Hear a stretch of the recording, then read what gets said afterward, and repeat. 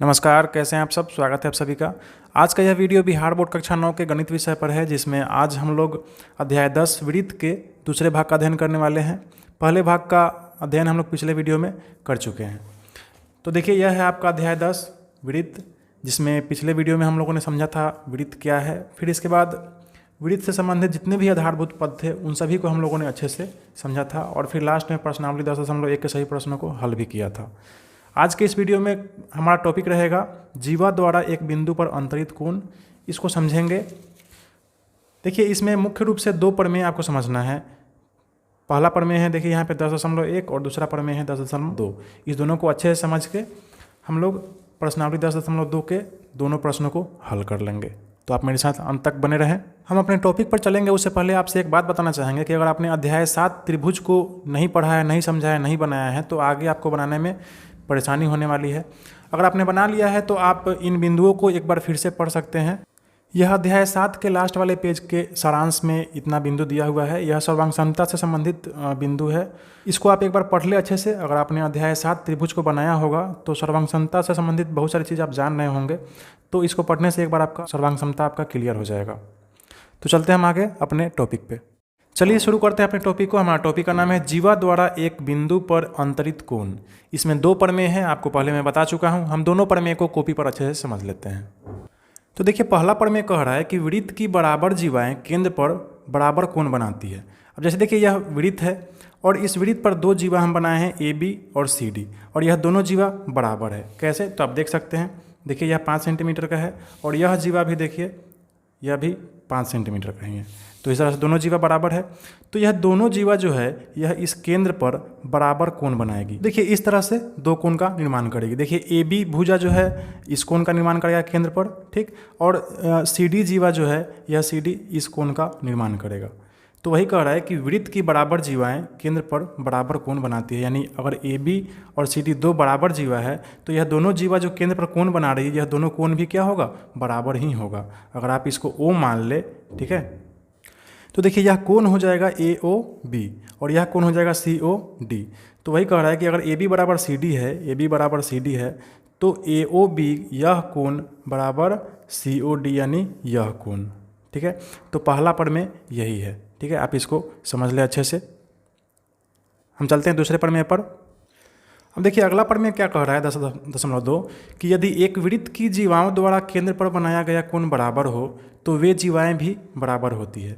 जैसे मान लीजिए यह एक वृत्त है, ठीक, और इस वृत्त में 3 जीवा है ए बी सी डी और ई एफ, और यह तीनों जीवा केंद्र पर कुछ ना कुछ कोण बना रही है। जैसे देखिए, ए बी जीवा केंद्र पर यह कोण बना रही है यानी ए ओ बी, ठीक है। सी डी जीवा केंद्र पर बना रही है, देखिए सी ओ डी यह कोण बना रही है, ठीक।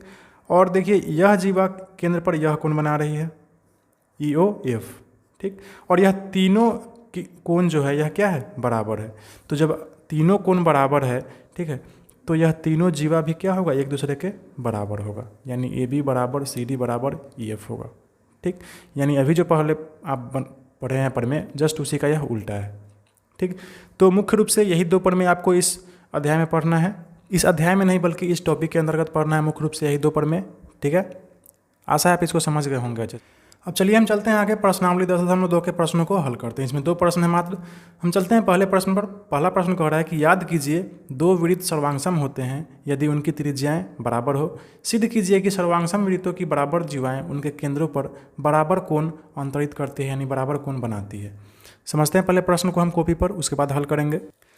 देखिए, प्रश्न संख्या 1 में क्या कह रहा है कि दोनों वृत्त, प्रश्न में दिया है कि दोनों वृत्त सर्वांगसम है, यानी यह वृत्त और यह वृत्त सर्वांगसम है। सर्वांगसम का मतलब क्या होता है आप जानते हैं, यानी इसको इस पे अगर ढक दे तो दोनों बराबर हो जाएगा, ठीक है। और आपको इसमें सिद्ध क्या करना है कि बराबर जीवाएं केंद्र पर बराबर कोण बनाती है। यानी यह ए बी और सी डी क्या है? इस दोनों वृत्त का बराबर जीवा है, ठीक। और यह दोनों जीवा इस केंद्र पर बराबर कोण बनाती है। तो देखिए, इस तरह से एक कोण यह बनाती है और यह जीवा एक कोण यह बनाती है। आपको सिर्फ यही करना है कि यह दोनों कोण एक दूसरे के बराबर है, ठीक। तो इस दोनों कोण को आपको सिद्ध करने के लिए आपको इस त्रिभुज को देखना होगा, इस दोनों त्रिभुज को, ठीक। इस जीवा से यह त्रिभुज देखिए बन गया और इस जीवा से यह त्रिभुज बन गया। अब आप क्या करेंगे, इस दोनों त्रिभुज को अगर सर्वांगसम कर देंगे, सिद्ध कर देंगे, ठीक है, तो आसानी से यह दोनों कोण क्या हो जाएगा? बराबर हो जाएगा। हम वही करेंगे। तो ध्यान से देखिए हम क्या किए हैं, दोनों त्रिभुज ले लिए हैं, त्रिभुज AOB और त्रिभुज CPD, त्रिभुज AOB और त्रिभुज CPD। इस दोनों त्रिभुज में देखिए क्या क्या बराबर है। तो देखिए OA बराबर PC है, सर्वांगसम वृत्त की त्रिज्या। देखिए यह भुजा और यह भुजा बराबर होगा, क्यों?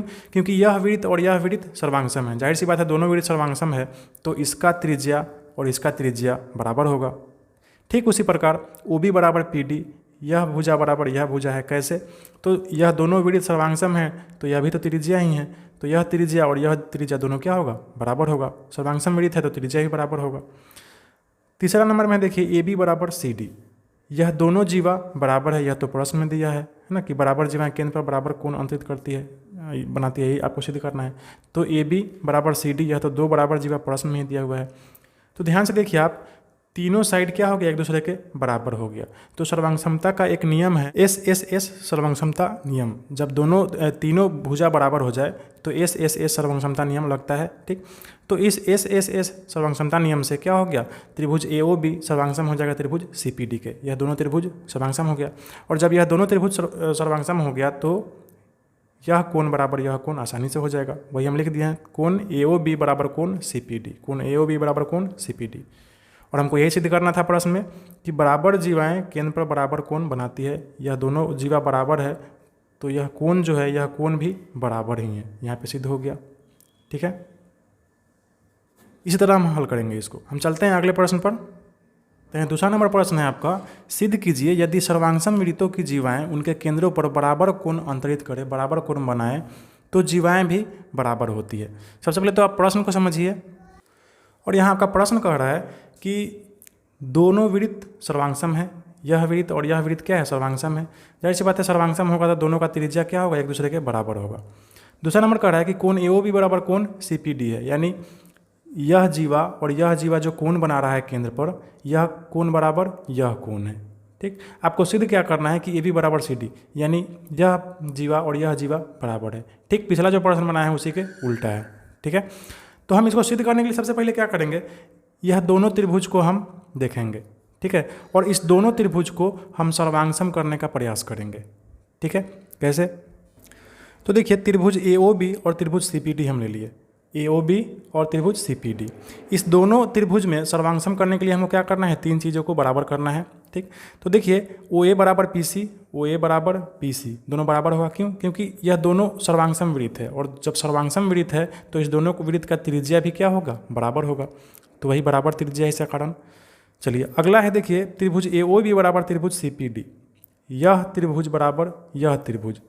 ठीक, यह कोण त्रिभुज नहीं, यह कोण बराबर यह कोण। कैसे? तो देखिए प्रश्न में ही है कि यह दोनों कोण क्या है? बराबर है। तीसरा नंबर में देखिए OB बराबर PD, यह भुजा बराबर यह भुजा। क्यों? क्योंकि देखिए जिस प्रकार यह त्रिज्या था उस प्रकार यह भी त्रिज्या ही है, तो यह भी त्रिज्या ही है, तो जाहिर सी बात है दोनों त्रिज्या क्या हो जाएगा? बराबर हो जाएगा। ठीक है, क्योंकि दोनों वृत्त सर्वांगसम है। तो इस तरह से देखिए साइड एंगल साइड, SAS नियम से यह दोनों त्रिभुज क्या हो जाएगा? सर्वांगसम हो जाएगा। SAS सर्वांगसमता नियम से क्या हो गया? त्रिभुज AOB सर्वांगसम त्रिभुज CPD के। ठीक है, यह सर्वांगसम का चिन्ह है, आप इसको ध्यान में रखेंगे। तो इस प्रकार से यह दोनों त्रिभुज क्या हो गया? सर्वांगसम हो गया। और जब सर्वांगसम हो गया, ठीक है, तो जाहिर सी बात है AB बराबर CD तो हो ही जाएगा। अतः AB बराबर CD हमने क्या कर दिया? सिद्ध कर दिया, प्रूव कर दिया। ठीक, आपको यही सिद्ध करना था कि यह दोनों जीवा क्या है? बराबर है, और यह सिद्ध हो गया। ठीक है, तो इस तरह से हम इस प्रश्न को हल करेंगे। तो देखिए इस तरह से आपके इस प्रश्नावली में दो ही प्रश्न थे, इन दोनों को आपने हल कर लिया। अब हम अगले वीडियो में आएंगे अगले टॉपिक को लेकर, केंद्र से जीवा प्रलंब, और अगले वीडियो में हम लोग अगले प्रश्नावली को हल करेंगे। ठीक है, आप इसको समझे, अच्छे से बनाएं खुद से। यह वीडियो आपको कैसा लगा कमेंट करके ज़रूर बताएं। अच्छा लगा तो कृपया लाइक करें, मेरे चैनल को सब्सक्राइब करें, और बेल नोटिफिकेशन आइकन प्रेस करना ना भूलें, ताकि हर नया वीडियो आप तक पहुंचता रहे और आपका पढ़ाई यूं ही जारी रहे। ठीक है, ऐसे ही पढ़ते रहें, खुश रहें।